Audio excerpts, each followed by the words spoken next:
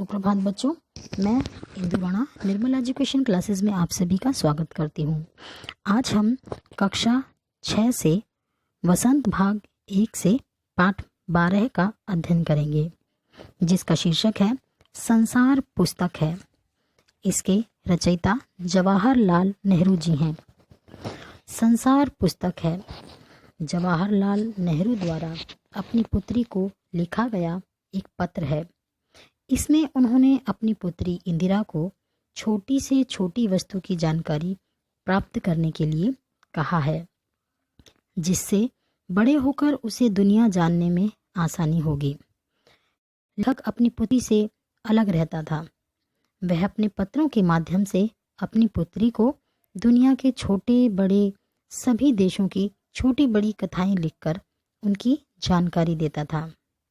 तुमने इंग्लैंड तथा हिंदुस्तान के विषय में इतिहास में अवश्य पढ़ा होगा, लेकिन यदि दुनिया को जानना है तो पत्रों में बताई बातों को ध्यान से पढ़कर समझना है कि सारा संसार एक है।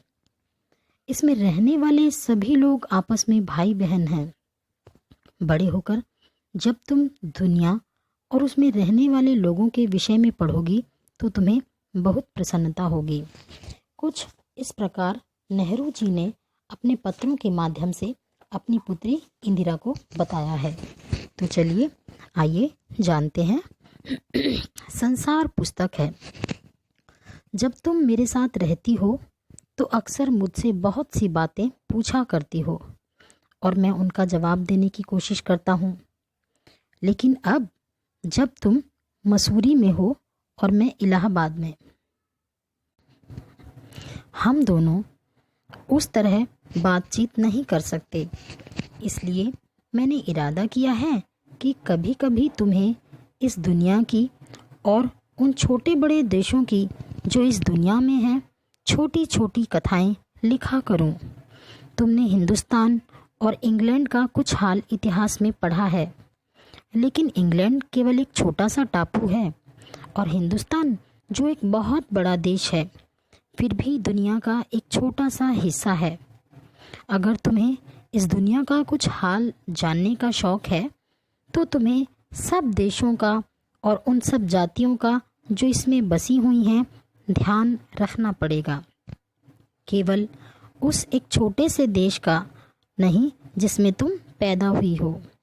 नेहरू जी इंदिरा जी को बताते हैं कि यदि तुम इस देश के इस दुनिया के बारे में जानना चाहती हो तो तुम्हें इस दुनिया में अर्थात इस विश्व में जितने भी देश हैं उन सभी के बारे में जानना होगा। उन सब जातियों के बारे में जानना होगा जो यहाँ पर बसी हुई हैं।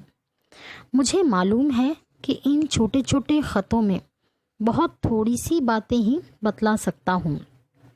नेहरू जी इंदिरा जी को पत्र के माध्यम से दुनिया से अवगत कराना चाहते हैं, लेकिन मुझे आशा है कि इन थोड़ी सी बातों को भी तुम शौक से पढ़ोगी और समझोगी कि दुनिया एक है और दूसरे लोग जो इसमें आबाद हैं रहते हैं वे सभी हमारे भाई बहन हैं।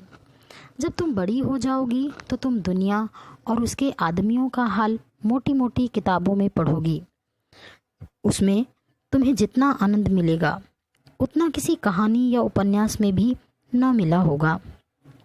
यह तो तुम जानती ही हो कि यह धरती लाखों करोड़ों वर्ष पुरानी है और बहुत दिनों तक इसमें कोई आदमी न था। आदमियों से पहले सिर्फ जानवर थे और जानवरों से पहले एक ऐसा समय था जब इस धरती पर कोई जानदार चीज़ न थी। आज जब यह दुनिया हर तरह के जानवरों और आदमियों से भरी हुई है, उस ज़माने का ख्याल करना भी मुश्किल है जब यहाँ कुछ न था। लेकिन विज्ञान जानने वालों और विद्वानों ने, जिन्होंने इस विषय को खूब सोचा और पढ़ा है, लिखा है कि एक समय ऐसा था जब यह धरती बेहद गर्म थी और इस पर कोई जानदार चीज़ नहीं रह सकती थी। और अगर हम उनकी किताबें पढ़ें और पहाड़ों और जानवरों की पुरानी हड्डियों को गौर से देखें तो हमें खुद मालूम होगा कि ऐसा समय ज़रूर रहा होगा। अब इस समय के बारे में नेहरू जी इंदिरा जी को बताते हैं कि आज से बहुत समय पहले हमारी धरती गर्म थी और हमारे विद्वानों ने, हमारे वैज्ञानिकों ने ऐसी खोज की और उन सबको किताबों में लिखा जिन्हें पढ़कर हमें ये सब बातें मालूम होती हैं। लेकिन अगर हम खुद भी देखेंगे, पुराने समय के जानवरों की हड्डियाँ, पहाड़, किताबें, उन सबको अगर हम आज भी देखेंगे तो हमें स्वयं ही पता चल जाएगा कि वास्तव में ऐसा समय ज़रूर था। तुम इतिहास की किताबों में ही पढ़ सकती हो, लेकिन पुराने ज़माने में तो आदमी पैदा ही ना हुआ था, किताबें कौन लिखता?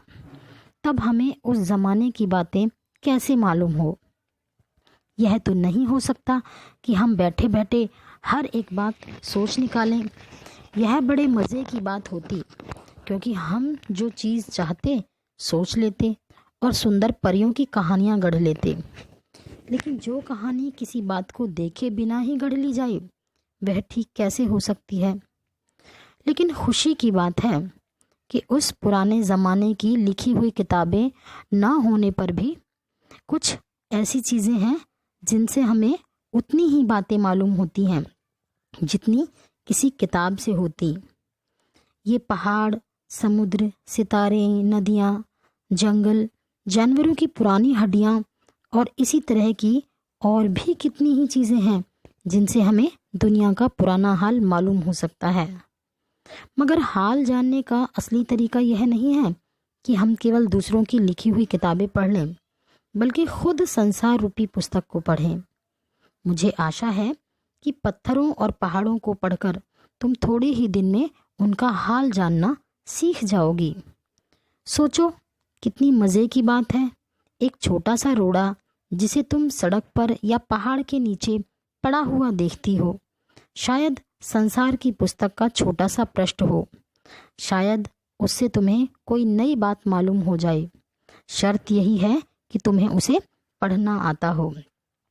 अब नेहरू जी कहते हैं कि इन पत्रों के माध्यम से बताते हैं कि हमें ऐसा नहीं है कि हम सारी जानकारी सिर्फ किताबों को पढ़ने से ही पता चल जाए, क्योंकि बहुत समय पहले मनुष्य ही नहीं थे तो उस समय किताबें कहाँ से होंगी। इसीलिए हमें खुद इस प्रकृति को पढ़ना होगा, इन पहाड़, पत्थरों, इन सब को पढ़ना होगा, ताकि हमें उस समय की, पुराने समय की जानकारियों को पता चल सके। कोई ज़बान, उर्दू, हिंदी या अंग्रेज़ी सीखने के लिए तुम्हें उसके अक्षर सीखने होते हैं। इसी तरह तुम्हें प्रकृति के अक्षर पढ़ने होंगे, तभी तुम उसकी कहानी उसके पत्थरों और चट्टानों की किताब से पढ़ सकोगी। शायद अब भी तुम उसे थोड़ा थोड़ा पढ़ना जानती हो। जब तुम कोई छोटा सा गोल चमकीला रोड़ा देखती हो तो क्या वह तुम्हें कुछ नहीं बतलाता? यह कैसे गोल, चिकना और चमकीला हो गया, और उसके खुरदरे किनारे या कोने क्या हुए? अगर तुम किसी बड़ी चट्टान को तोड़कर टुकड़े टुकड़े कर डालो तो हर एक टुकड़ा खुरदरा और नकीला होगा। यह गोल चिकने रोड़े की तरह बिल्कुल नहीं होता। फिर यह रोड़ा कैसे इतना चमकीला, चिकना और गोल हो गया? अगर तुम्हारी आंखें देखें और कान सुने तो तुम उसी के मुंह से उसकी कहानी सुन सकती हो। वह तुमसे कहेगा कि एक समय, जिसे शायद बहुत दिन गुजरे हों, वह भी एक चट्टान का टुकड़ा था। ठीक उसी टुकड़े की तरह उसमें किनारे और कोने थे, जिसे तुम बड़ी चट्टान से तोड़ती हो। शायद वह किसी पहाड़ के दामन में पड़ा रहा, तब पानी आया और उसे बहाकर छोटी घाटी तक ले गया। वहां से एक पहाड़ी नाले ने ढकेलकर उसे एक छोटे से दरिया में पहुंचा दिया। इस छोटे से दरिया से वह बड़े दरिया में पहुंचा। इस बीच वह दरिया के पेंदे में लुढ़कता रहा। उसके किनारे घिस गए और वह चिकना और चमकदार हो गया। इस तरह वह कंकड़ बना जो तुम्हारे सामने है। किसी वजह से दरिया उसे छोड़ गया और तुम उसे पा गई। अगर दरिया उसे और आगे ले जाता तो वह छोटा होते होते अंत में बालू का एक जर्रा हो जाता और समुद्र के किनारे अपने भाइयों से जा मिलता, जहाँ एक सुंदर बालू का किनारा बन जाता। जिस पर छोटे छोटे बच्चे खेलते और बालू के घरौंदे बनाते। अगर एक छोटा सा रोड़ा तुम्हें इतनी बातें बता सकता है तो पहाड़ों और दूसरी चीज़ों से जो हमारे चारों तरफ है हमें और कितनी बातें मालूम हो सकती हैं। प्रस्तुत पत्र के माध्यम से नेहरू जी ने इंदिरा जी को बताया है कि हमारी प्रकृति में अनेकों ऐसी चीज़ें हैं जिन्हें यदि हम ध्यान से देखें तो हमें उनके इतिहास के बारे में बहुत सी बातें पता चल जाती हैं। एक छोटा सा पत्थर का टुकड़ा जो घिस घिस कर रोड़ा बन गया है, वह खुद अपने इतिहास को इतने अच्छे तरीके से बता सकता है। बस ज़रूरत है तो उसे समझने की। आइए अब लेखक के बारे में पढ़ते हैं। जवाहरलाल नेहरू का जन्म 14 नवंबर 1889 को हुआ था। ये आज़ाद भारत के प्रथम प्रधानमंत्री थे। बच्चों से उन्हें बेहद लगाव था। वे चाचा नेहरू के नाम से जाने जाते थे। उनकी बेटी इंदिरा जब 10 वर्ष की थी, नेहरू जी ने उन्हें अनेक चिट्ठियां लिखीं। इनमें बताया गया है कि पृथ्वी की शुरुआत कैसे हुई होगी और मनुष्य ने अपने आप को कैसे धीरे धीरे समझा, पहचाना। ये चिट्ठियाँ बच्चों में अपने आसपास की दुनिया के बारे में सोचने, समझने और जानने की उत्सुकता पैदा करती हैं। नेहरू जी को अपने देश के बारे में बोलने बताने में विशेष आनंद आता था। ये सभी चिट्ठियाँ पिता के पत्र पुत्री के नाम पुस्तक में संकलित हैं। संसार पुस्तक है, इसी पुस्तक से साभार लिया गया है। खास बात यह है कि ये पत्र नेहरू जी ने अंग्रेजी में लिखे थे और इनका हिंदी में अनुवाद हिंदी के मशहूर उपन्यासकार मुंशी प्रेमचंद ने किया है। धन्यवाद।